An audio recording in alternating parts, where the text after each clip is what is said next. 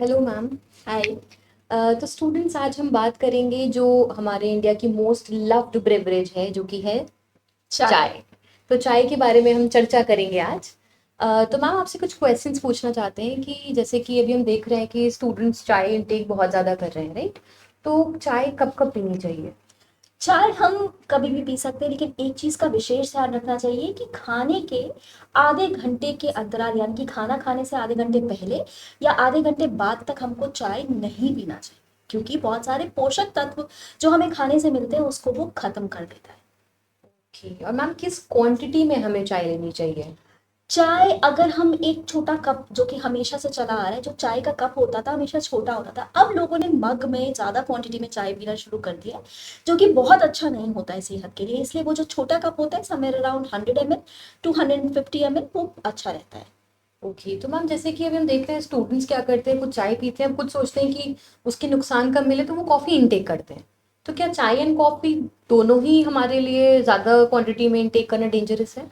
बिल्कुल, चाय और कॉफ़ी दोनों ही हमें ज़्यादा क्वांटिटी में अगर हम इनटेक करते हैं तो वो हमारे लिए एडिक्शन कॉज करते हैं, और स्पेशली कॉफ़ी का जो होता है उसके एडिक्शन को हम कैफिनिज्म कहते हैं, और वो अच्छा नहीं होता है। एंड कॉफ़ी अगर हम ज़्यादा पीते हैं तो वो कहीं ना कहीं हमारे ब्लड प्रेशर को बढ़ाता है, हमारी किडनीज पे ज़्यादा जोर डालता है। तो ओके। कॉफ़ी की मात्रा तो काफ़ी कम होनी चाहिए। चाय हम 2 से 3 कप दिन भर में पी सकते हैं।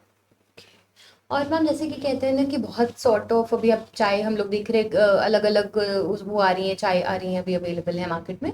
तो उनके बारे में आप क्या बोलते हैं कि हमें कौन कौन सी टी हम ले सकते हैं? बिल्कुल, बहुत सारी चाय के वैराइटीज़ आ रही है। आपकी ब्लैक टी हो जाती है, ग्रीन टी हो जाती है, जिंजर टी हो जाती है, ब्लू टी हो जाती है, लेमन टी हो जाती है, और इस तरह से हमारी नॉर्मल अदरक इलायची वाली जो दूध वाली चाय होती है वो भी होती है। तो हम सब ले सकते हैं। ध्यान ये रखना है कि चीनी की मात्रा और दूध की मात्रा कम होनी चाहिए। स्पेशली ज़्यादा फैट वाला जो दूध होता है उसको कम लेना चाहिए, और चीनी को भी हमको कम मात्रा में कम लेना से कम चाहिए। लेना चाहिए, बहुत अच्छी बात है। मैम जैसे हमारे डायबिटिक पेशेंट्स हैं, अब वो क्या कहते हैं कि उनको लगता है कि अगर हमने चीनी की जगह में ऑल्टरनेटिव जैगरी ले लिया, हमने गुड़ की चाय ले ली, तो वो हमारे लिए कम नुकसानदायक है। तो आप उसके लिए क्या कहना चाहते हैं?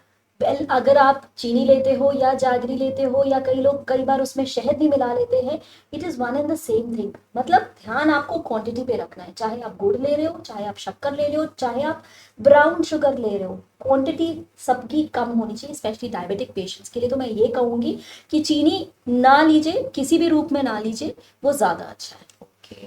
और मैम जैसे कि हम देख रहे हैं अभी स्टूडेंट्स जैसे अपनी पढ़ाई कर रहे हैं, अपने एग्जामिनेशन की तैयारी कर रहे हैं, तो वो जगने के लिए रात भर पढ़ाई करते हैं, तो वो ज़्यादा से ज़्यादा इंटेक कर रहे हैं चाय लेने के लिए।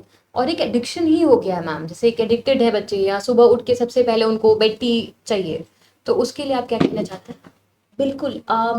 प्रॉब्लम ये हो जाती है कि जब हम बहुत ज़्यादा चाय लेते हैं तो वो कहीं ना कहीं एसिडिटी और अल्सर्स का डेवलपमेंट में हमको हेल्प करती है, स्पेशली जब हम खाली पेट चाय लेते हैं। और सुबह में भी जब हम सबसे पहले चाय लेते हैं और कुछ नहीं साथ में लेते हैं, तो उससे क्या होता है कि ये एसिड बनता है बॉडी में, जो कि हमारे अंदर, हमारी आंत में जख्म कर सकता है।